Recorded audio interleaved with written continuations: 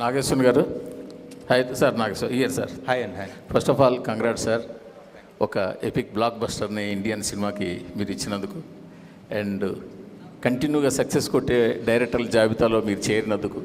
So congrats అండి. Thank you sir.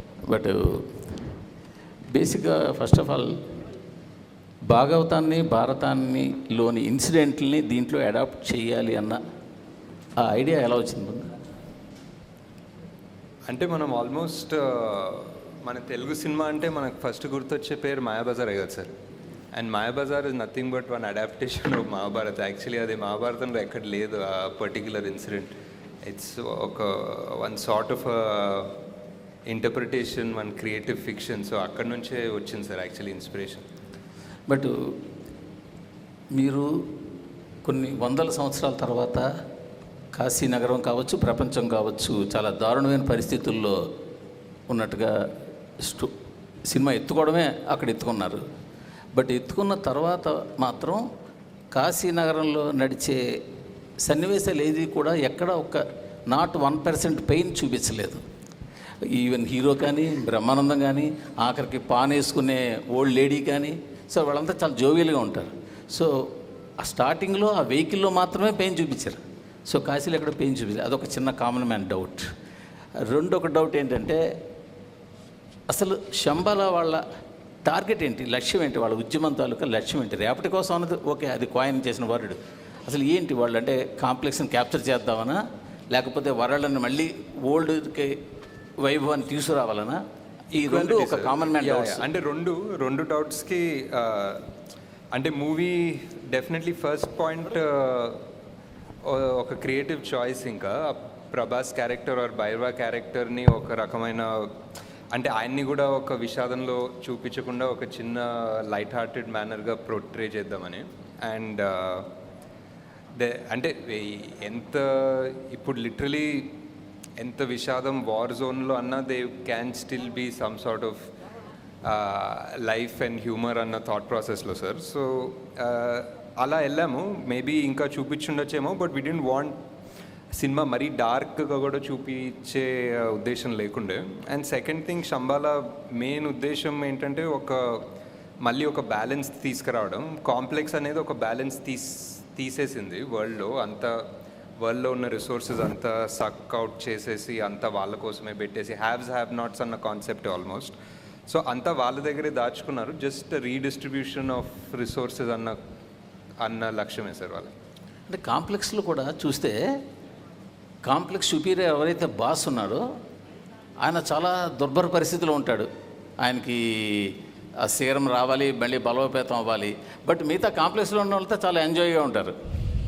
But what is ఇంకా అతనికి ఏముంది దానివల్ల అన్న కొన్ని మోర్ క్లారిటీగా ఇంకా పార్ట్ 2లోనే తెలుస్తాయి sir. Nagashwin, this is Sangeeta here. Hi. Hi.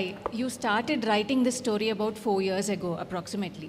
At what stage of scripting did you realize that, it's becoming something so massive because you are bringing together stories from the epics and then science fiction, dystopian world, that you have to spread it across 2 parts?